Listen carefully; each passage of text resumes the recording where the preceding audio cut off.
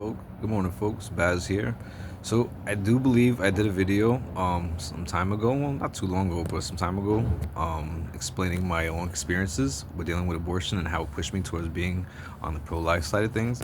Um, that story acts as, I guess, an anecdotal reason for why I'm pro-life, but I do have some actual answers and reasons, and most of them are pertaining towards the three reasons why people are mostly pro-choice.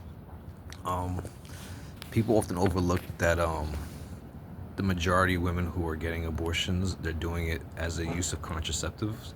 Um, the girl that had aborted my child, it wasn't I didn't assault her. We're not incestuous because we're not related, and it wasn't a complication of her health. So it wasn't like she was gonna die as she carried it. At least that's not what it was expressed to me. What I got from that whole situation was her family didn't want that child to be born in their family because I'm half black and they didn't want a black child in their family. Um, so that there could also be part of that. The majority who are doing it out of contraceptive, they all have their own nuanced reasons, right? Some of them might be still going to school and think that this child is going to ruin their schooling, or if they're just hard at their work at their job and they don't have time to take off to take care of a child, that might be their reasoning. And there's peer pressure, not just friends but family, and oftentimes family is your biggest form of pressure, um, especially when you're used to them, and I watched a lot of this one girl called Bose versus the World, and she'll often explain to you, the nuances, and she's really good at breaking down nuances of relationships and people's trauma and how they take trauma from the childhood and bring it up going forward. And for my ex and her situation, there was, childhood trauma that was suffered from the family, but she was also kind of controlled by the family. So it's sort of like a Stockholm syndrome situation. But more or less, you know, pressure from your family is a very big could be a very big component in making you get rid of a child or whatever thing that happens to you, right? Or how you go on relationships going forward. Um, if she'd have met someone who was more like her family, chances are she would have been more. They would probably like them even more because he would have been going along with all their antics of bullying her and teasing her because they were really, really. When I say wicked, sir, they were wicked, sir. I'm not saying that to be mean. I'm saying it because they were mean. They were mean, and I'm not the only one who could talk on it. The other people in our school who went to school with us could tell you, could say the same thing. They were wicked, sir. Her whole best friend was like, these people are nuts. But whatever, family pressure is will be a very huge factor. But so my reasonings, though, this is what I want to point out, because three big reasons that most women give for abortions, it's not it's not so much that it's what it does to the woman's body, which I'll give women credit. There is women deal with weight gain, they deal with, and women are more they're more insecure about their bodies than most men are. Um, Men, where you really insecure about bodies, you gotta get up and do something about it. You don't. But women, I think they don't feel as though they're in as much control of their own physical appearance as men feel about their own, and so they have a higher chance of being insecure, and especially when there's weight gain involved. No girl feels good about weight gain.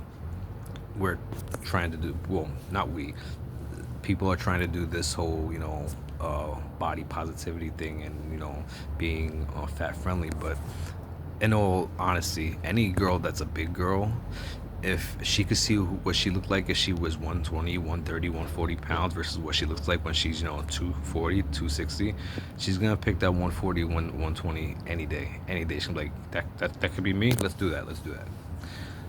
So I understand the weight gain part of it. The women, they take on a lot of weight when they're pregnant. So but to me, that's still not a reason to get rid of a child. If that you're worried about aesthetics, and at that point, you're valuing your physical appearance and your aesthetics over the life of a child. Yeah. Then there's girls who want to just live their life and have fun. They're told not to settle down early. I think the whole concept of meeting your love as a teenager, and then living life with them and growing together with them, that's a beautiful thing.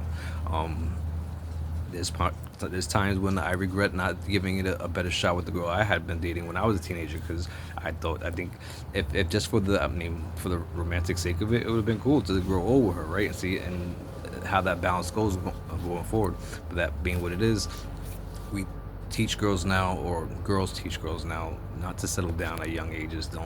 Don't just pick one man and live the rest of your life with him. Go out and explore. And explore is kind of like code for sleep around and see what other men are like. Which at the end of the day, when you finally ready to settle down, chances are that guy is not trying to. He's not trying to be with a woman who's been ran through. Um, but when you put that as your reason for not wanting to get pregnant and getting rid of the child, at that point you're weighing your orgasm, your sexual desire over life. So the first one is it was what was the other one? I forgot my other reason just before. Anyways, going forward. Well, there's that whole situation with incest. That's one thing that they say, if a child is about to be born out of incest, you should get rid of it. Now, I'm not trying to say that I approve of incest or anything like that, because I think it's disgusting. But I don't know if does the child deserve to die because the parents were, you know, nasty. The, I get it. The child's gonna be might be born with deformities. The child might be a little messed up. Um, and some people say, well, it's kind of like putting an animal out of its misery if you know it's suffering. Well, how do you know that child's gonna suffer? That child may grow up, kind of off, but they still may have full lives in their own capacity, right? There's people who suffer from Down syndrome, who for whatever they go through, they still there's still happiness within them. They may not understand the world as we understand the world, but they still have life and happiness. So there's that. Um, in cases of it possibly jeopardizing the woman's health, I think those factors are really that those are low odds. But it's weird because there was a time in history where women would rather die than let their child die. Now, I kind of, if anything, that speaks to the soul of a person, how they value that infant. Were there times when women may prefer to have lived and let their child? Maybe even husbands. Maybe husbands would have preferred to, what, I'd rather have my wife, who I worked hard to be with, than this child, and that may have been the thing behind the time. But there were also more so, a child's life was more sacred. So if the woman was going to die, it was unfortunate. It was a tragedy. I'm not saying it should happen, but they still valued that child's life over their own, because that child was a new future. It was a new life. You know what I mean? It's innocent. And then finally, and this is one of the big ones.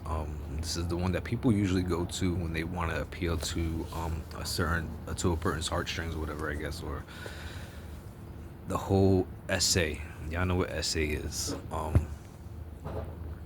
Those are, again, it's horrible. It's a tragic thing, and no one's saying that we're condoning essay by any means. It's a horrible situation. However, have you ever met a person who was born as a product of essay?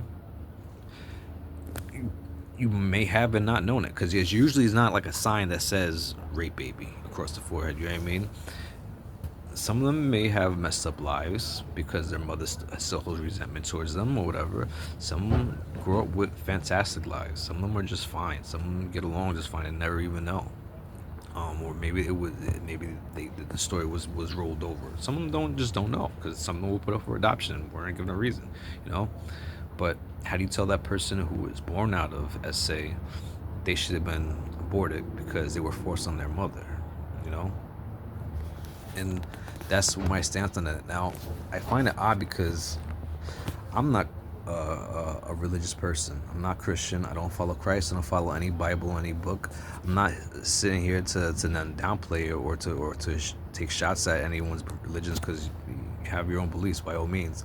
But my stance doesn't come from religious background. It's not morals based on how a God or a divine being may feel about you offering your child. To me, it's a humanity situation.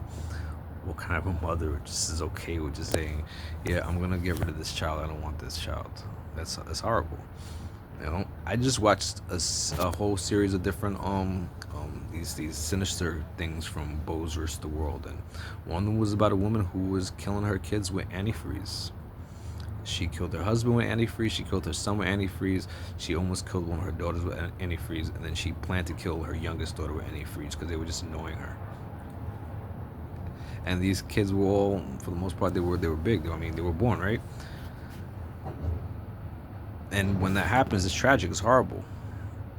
How come it's not just as tragic and horrible when you kill a baby? Like that's so dark. That is so dark. And the crazy part about it, that's the craziest part about it, is that what people are arguing for is exactly that. Like the pro-choice isn't about pro-choice, because if that 13-year-old that was unfortunately molested or whatever does decide to have the child, you're gonna be up in arms with her. You're gonna be frustrated with her and her mother for letting that happen. But I thought it was her choice. You know what I mean? It's But what you're advocating for ultimately, it's not for the betterment of the woman. You're advocating for having a right to kill babies. Call it what it is, man. You're advocating for a right to kill babies, and no matter what faith you believe in, no matter what God you say, even if you're an atheist, if you think that that people should have a right to kill babies, you are a horrible human being. That's disgusting. That's gross. What is wrong with you? Maybe you should just not have sex. Maybe wrap up. Maybe not. Maybe just find other ways to entertain yourselves. Because obviously that's not a route for you. You're not responsible. You're not human. You don't. The whole purpose of that. We as humans, we understand it. We get pleasure out of it, and because we're more conscious about the things we do, we create things out of sex. So sex to humans isn't just reproduction. To every other animal, when a male bird bonks a female bird, he's trying to reproduce. When a dog humps a dog, he's trying to reproduce. You know what I mean? He's trying to make his seed go. But us, we just do it out of fun, and I get it. I'm experienced as well. But if your intent is to value your orgasm over, because that's my takeaway from it all. No matter which way you slice it, it seems as though people are trying to value orgasm and sexual reliefs over a baby, over life. I can never get behind that. I can never get behind that. If you're a woman and you're not ready to be a mother, just keep your legs shut. It's very easy. It really is. I mean, that's submission, right? When the moment you lay on your back and spread your legs for that man, and let's be real, a lot of y'all got that kink to get stuff in you. You want to be bred. A lot of y'all got that kink because it's innate. It's instinctual. It's instinctual. You just want to get the kink of it, but you don't want to have the responsibility of it. That's horrible. That's horrible. For many men, to us, it's like I can't speak for all men, but for people who I guess are more thoughtful, or I guess in a way sensitive. When we give a woman that part of ourselves, we're giving you a piece of our soul. We feel, because we're trusting you with something. Because at this point, there's a piece of ourselves with you that you could do a lot of things with. And for the men who seen other men go through custody battles and child support battles and all that shit, you know how ugly things could get. Once a woman has your child, she has a different power over you. So you're giving this woman a big piece of yourself, a huge piece of yourself. And for her to just say, I'm gonna kill it. Yeah, that's how I feel about it. The girl who had my abortion, I don't think I'd ever date her. If she ever came, I wouldn't want nothing to do with you, because that's exactly the feeling that's left behind for me. I mean, I trusted you with a piece of me, and you got rid of it. Nah, I don't trust you no more. But yeah, that's my stance on it. That's where I'm open and debating it with other people. If y'all want to have a chit chat about it, if you have comments, you can leave a comment. I try to address those comments in another video. I don't mind doing that, but that's my stance on it. I'm pro-life. I'll never be on the side that's pro killing babies. It's disgusting. Y'all be well. Have a good day. Enjoy yours. Baz out.